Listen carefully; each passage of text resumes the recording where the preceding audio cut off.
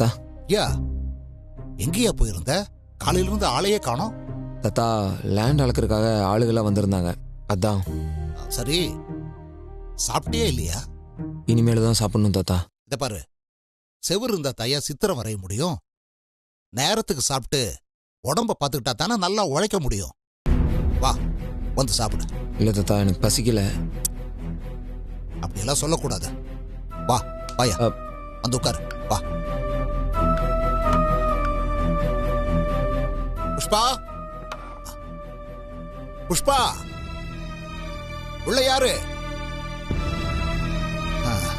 எல்லாம் வெளியில வேலை செய்யறாங்க போல. இரியா, நானே பரிமாறுறேன்.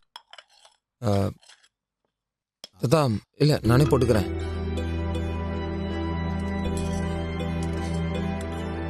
சாப்பிடியா?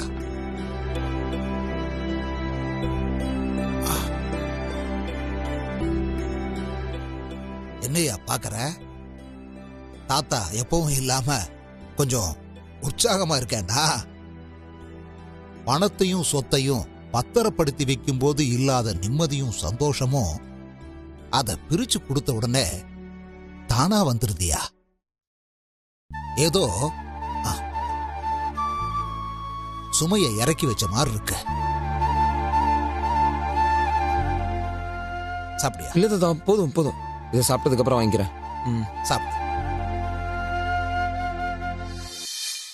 என்னதான் குணம் நல்லா இருந்தாலும் பொதுவா மனுஷங்களை பணத்தை வச்சுதான் மதிக்கிறாங்க. வித்யா வேற பொம்பளை புள்ள, வாழ போற இடத்துல எதுவும் இல்லாம வந்தவன்னு ஒரு வார்த்தை வந்துடக்கூடாது பாரு.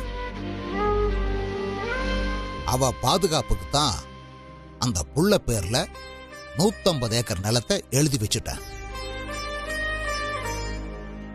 என்ன நான் பண்ணது சரிதானே பேராண்டி? சரிதான் தாத்தா. தாத்தா, ஆனா என்னையா? இல்ல தாத்தா, நீங்க தப்பா எடுத்துக்கலனா சொல்லியா? வித்யாக்கு நம்ம செய்ய கடமைப்பட்டிருக்கோம். நான் இல்லைன்னு சொல்லல. அதுக்காக. ஏயா, நீ என்னதான் சொல்ல வர்ற? தாத்தா, எவ்வளவுதான் பரந்த மனசு இருந்தாலும் நமக்கு தேவையானதை வச்சுக்கிட்டு தானே மற்றவங்களுக்கு தர்மம் பண்ணணும்.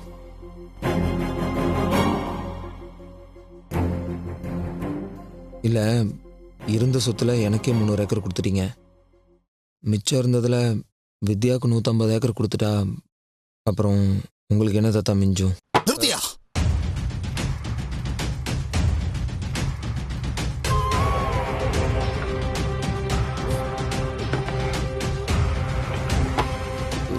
இல்ல தாத்தா, நான் வந்து. நீ எதுவும் சொல்ல வேண்டாம். தர்மம்னு ஒரு வார்த்தை சொன்னல, அதுவே எல்லாத்தையும் புரிய வச்சிருச்சு.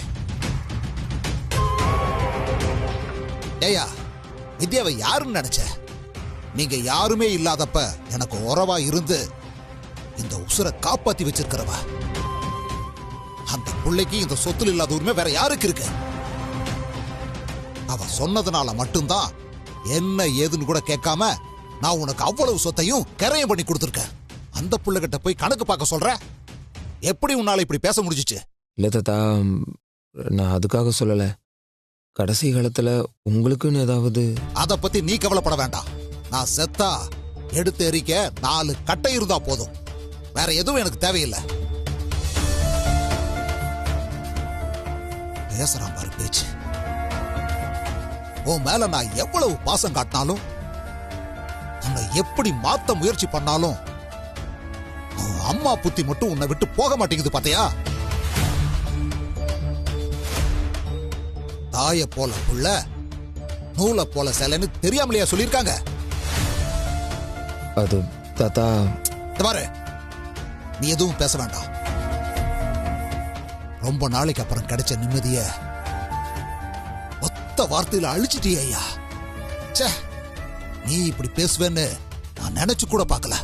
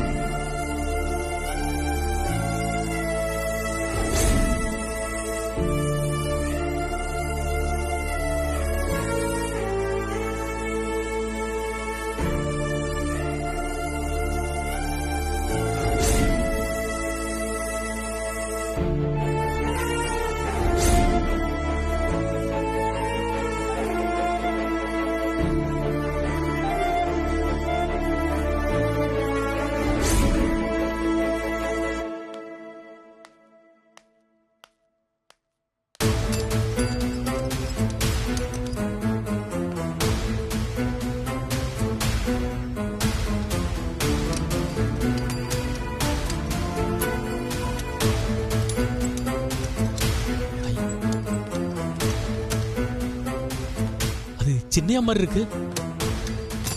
ஐயா ஐயா ஐயா ஐயா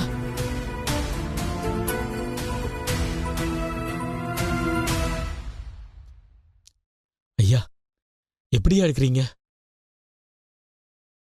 ஐயா வீட்டில் எல்லாரும் நல்லா இருக்காங்களா ஐயா? உங்க ஐயாவுக்கு மகனா பிறந்துட்டு நிம்மதியா வாழ்ந்துட முடியுமா? எதுவுமே இல்லாதவங்கிட்ட இருக்கிற சந்தோஷமும் நிம்மதியும் கூட தேவைக்கு அதிகமா இருக்கிற என்கிட்ட இல்ல. பிச்சைக்காரனை விட கேவலமான ஒரு வாழ்க்கையை தான் நான் வாழ்ந்துகிட்டு இருக்கேன். ஐயா அப்படிலாம் சொல்லாதீங்க ஐயா. அதுதான் உண்மை. பாவத்திலேயே பெரிய பாவம் நமக்கு உதவி செஞ்சவங்களோட வாழ்க்கையை நாமளே கெடுக்கிறது தான். என்ன அப்படி ஒரு பாவத்தை செய்ய வச்சிட்டீங்கல்ல, அதுக்கான தண்டனையை நான் அனுபவிச்சுதான் ஆகணும். ஐயா எல்லா பாவத்துக்குமே ஒரு பரிகாரம் இருக்குங்க ஐயா. அதத்தான் ஐயா பெரிய ஐயா செஞ்சுக்கிட்டு இருக்காரு. பரிகாரம், பிராயச்சித்தம், நஷ்ட ஈடு இப்படி எல்லாம் வாய்ப்பு இருக்கிறதுனால தான் மனுஷன் திரும்ப திரும்ப பாவத்தை செஞ்சுக்கிட்டு இருக்கான். என்ன செஞ்சாலும் நடந்த எதையும் மாற்ற முடியாது கணேசா. பார்வதி உசுர திரும்ப கொண்டு வர முடியுமா? அவ்வளோ ஏன் இருக்கிறத வச்சுக்கிட்டு சந்தோஷமா வாழ்ந்துட்டு இருந்த மாணிக்கம் அவனுக்கு குடும்பத்தோட வாழ்க்கையை அவனுக்கு திரும்ப கொடுக்க முடியுமா? ஐயா அன்னைக்கு சூழ்நிலைக்கு ஐயா செஞ்சது தப்புத்தாயா. அதுக்கான தண்டனையாத்தான் இத்தனை வருஷமா ஒட்டு உறவும் எதுவும் இல்லாம தன்னந்தனியா வாழ்ந்துகிட்டு இருக்காரு ஐயா. ஐயா இது அவரோட கடைசி காலம். இப்பவும் நீங்க அவரை மன்னிக்கலன்னு எப்படியா? தயவு செஞ்சு வீட்டுக்கு வாங்க ஐயா. ஐயா உங்களை பார்த்தா ரொம்ப சந்தோஷப்படுவாரு. எந்த சூழ்நிலையிலையும் நான் அந்த தப்பை மட்டும் செய்யவே மாட்டேன். என் குடும்பத்தை சின்ன பின்னமாக்கிட்டு உன்னால உன் குடும்பத்தோட எப்படா சேர்ந்து வாழ முடியுதுன்னு என் நண்பன் என்னை பார்த்து கேட்டக்கூடாது பாருங்க. இது நான் அவருக்கு கொடுக்கிற தண்டனை இல்ல, எனக்கு நானே கொடுத்துக்கிற தண்டனை. எனக்கு வேற ஒரு முக்கியமான வேலை இருக்கு. நான் அதுக்காக தான் இங்க வந்தேன். ஐயா உங்களை தயவு செய்து கேட்டுக்கிறேன், ஒரே ஒரு தடவை மட்டும் வாங்க ஐயா. கணேசா அதை பத்தி பேசாத. உங்களுக்கு என் மேல மரியாதை இருந்தா நான் இந்த ஊருக்கு வந்த விஷயத்த உங்க ஐயா கிட்ட சொல்லிடாதீங்க. ஐயா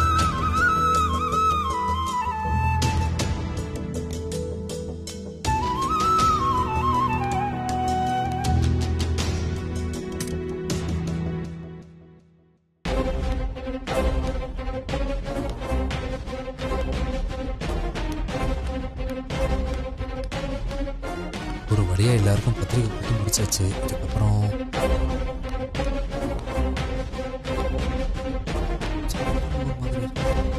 இவன் எதுக்கு இங்க வந்தா?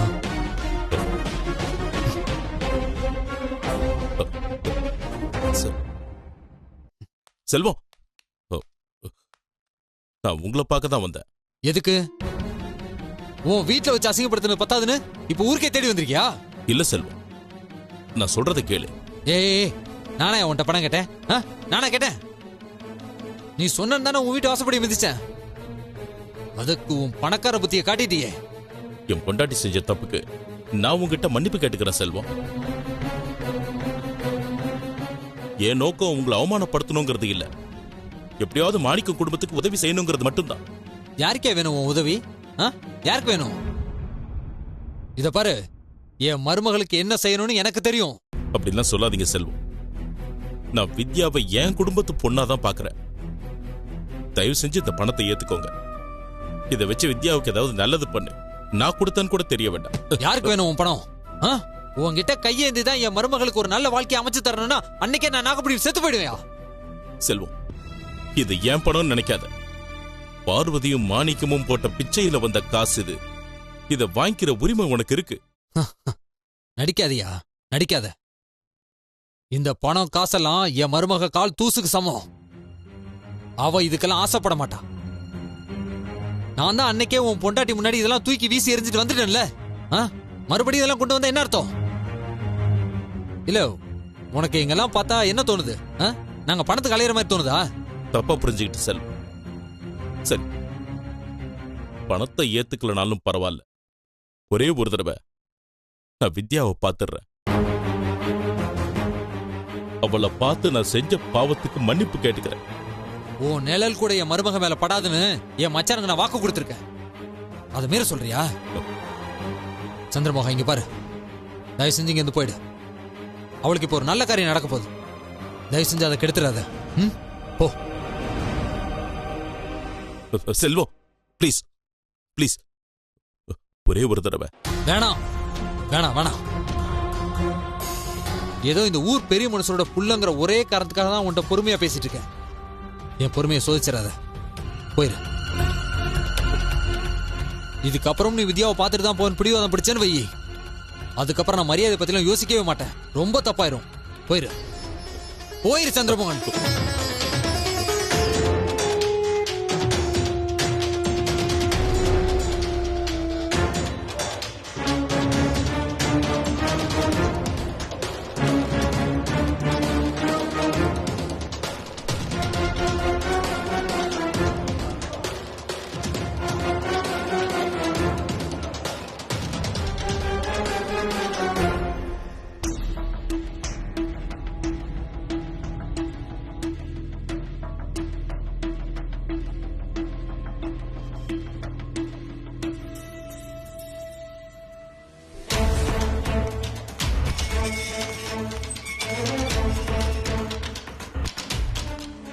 எத்தனை வருஷம் ஆனாலும் அவன் பணக்கார புத்தி மட்டும் அவனை விட்டு மாறவே மாட்டேங்குது. யாருக்கு வேணும் இவனோட பணம்? மறுபடியும் இந்த ஊருக்குள்ள அவன் காலடி எடுத்து வச்சான், நான் அப்படியே கொலகாரனா மாறிடுவேன். இவன் சங்கத்தமே வேணான்னு சொல்றான். திரும்ப திரும்ப தொல்லை. மாமா, என்னாச்சு மாமா? என்ன ரொம்ப கோவமா வரீங்க? எதுவும் பிரச்சனையா? பிரச்சனைதாம்மா. உனக்கு ஒரு நல்ல காரியம் நடக்க போகுது இல்ல, அதை கெடுக்கிறதுக்குனே வந்துட்டான். யாரு மாமா? அதாமா அந்த மெட்ராஸ்காரன். புரியல மாமா. அவன் தாமா அந்த சந்திரமோகன். அவன் பேரை சொல்றதுக்கே என் வாய் கூசுது. யாரு? சஞ்சயோட அப்பாவா மாமா? அவனேதான், அதே பாவிதான். அவரு நம்ம ஊருக்கு வந்தாரா? ஆமா வித்யா, அந்த பாவியோட காலடி இந்த மண்ணில் பட்டுருச்சே. ஐயோ மாமா, எங்க மாமா? அவனை இந்த ஊருக்குள்ளே வரக்கூடாதுன்னு திட்டி அனுப்பிட்டேன். இனிமே அவன் இந்த பக்கமே தலை வச்சு படுக்க மாட்டான். ஏன் மாமா அப்படி பண்ணீங்க? என்ன, அவனை கூப்பிட்டு விருந்து வைக்க சொல்றியா? ஓ அம்மா சாவுக்கு காரணமா இருந்த பாவிமா அவன். என்னைக்கோ நடந்த விஷயம் மாமா அது. அதே இன்னும் எத்தனை வருஷத்துக்கு சொல்லிட்டு இருப்பீங்க? ஓ அளவுக்குலாம் எனக்கு பெருந்தன்மை கிடையாதுமா. என் தங்கச்சி செத்து போனது இன்னும் என் கண்ணுக்குள்ளேயே இருக்கு. இப்ப அவ மட்டும் உசுரோட இருந்திருந்தானா உன் கல்யாணத்தை எப்படியெல்லாம் பண்ணி பார்த்திருப்பா. உனக்கு அந்த குடுப்பனை இல்லாம பண்ணிட்டான் பாரு அவன். அது என் தலையெழுத்து மாமா. அதுக்காக அவரை எப்படி கஷ்டப்படுத்தலாமா? மத்தவங்களை கஷ்டப்படுத்துறத பத்தி யோசிக்காதவங்கள நாம கஷ்டப்படுத்துறது தப்பே இல்லமா. அன்னைக்கு நானும் அத்தையும் ஜாதகம் பார்க்கறதுக்காக போனோம்னு சொன்னேன்ல, அது போய் இவ ஏதோ வேண்டி வேண்டி கூப்பிட்டான்னு பழசெல்லாம் மறந்துட்டு அவனை பார்க்க அங்க போனோம். அங்க என்ன நடந்துச்சுன்னு தெரியுமாமா? முதல்ல எழுந்துரு. உன் தங்கச்சி கொடுத்த நகை பணம் எல்லாம் திருப்பி கொடுத்தாச்சுல, அதோட உங்க வேலைய பாத்துக்கிட்டு போயிருக்கணும். இன்னும் இன்னும் எவ்வளவு சுருட்டலான்னு பாக்குறீங்களா? அன்னைக்கு பொண்டாட்டியை வச்சு அசிங்கப்படுத்திட்டு பின்னாடியே சமாதானம் பேச வரான். பணத்தை கட்டிங்களை மடக்க பாக்குறானா? யாருக்குமா வேணும்? யாருக்கு வேணும் அவன் பிச்சை காசு? அவனோட ஒத்த ரூபா காசு உன் கல்யாணத்துக்கு செலவானாலும் அது என் தங்கச்சிக்கு பண்ற துரோகம். உள்ளவம்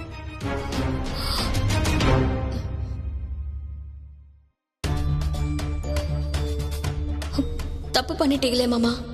அவரை எப்படியாவது ஐயா கூட சேர்த்து வச்சிடலாம்னு நான் எவ்வளவோ கஷ்டப்பட்டுட்டு இருக்கேன். நீங்க கிடைச்ச வாய்ப்பையே கை நழுவ விட்டுட்டு வந்திருக்கீங்களே. அவர் ஊரை விட்டு போறதுக்கு முன்னாடி எப்படியாவது அவரை தடுத்து நிறுத்தணும்.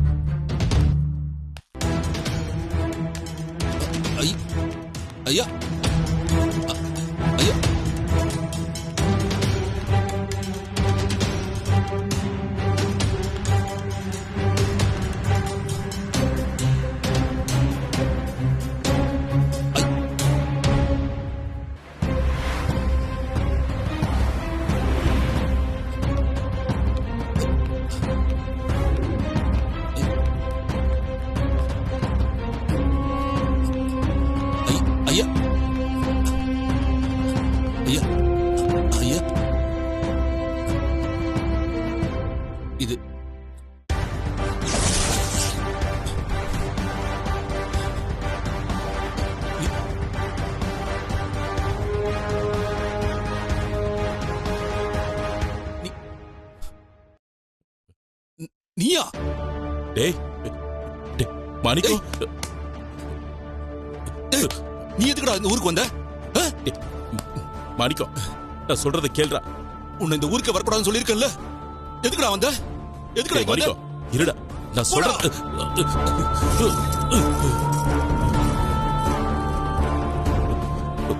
மாணிக்கம் அவசரப்படாத, நான் சொல்றதை கேளு. டேய், மாணிக்கம் என் குடும்பத்தை அழிச்ச கொலகார பாவி நீ. இல்லப்பா. மிச்சம் இருக்கிற என் பொண்ணுங்களை கொல்றதுக்காக வந்திருக்கியா? டேய் மாணிக்கம், நான் உன் குடும்பத்துக்கு செஞ்ச பாவத்துக்கு நீ என்ன வேணா தண்டனை கொடு.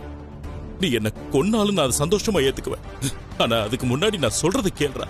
எதுவும் சொல்ல வேணாம். மாணிக்கம் இருந்து போ. மாணிக்கம் டேய், இருந்து போடா. நான் சொல்றதை கேளு. பொண்ணுக்கு நல்லது பண்ணதாண்டா வந்தேன். மாணிக்கம் ஏய், மாணிக்கம் நீ யாரா என் பொண்ணுக்கு நல்லது செய்ய? மாணிக்கம் உனக்கு நல்லது பண்ணதுனால தான்டா நான் இன்னைக்கு இந்த நிலைமையில இருக்கேன். மாணிக்கம் நீ எனக்கு செஞ்சதெல்லாம் போதும்டா. இல்லடா, போடா இங்கிருந்து. போயிடு. டேய் மாணிக்கம், நான் வித்யாவோட கல்யாணத்துக்கு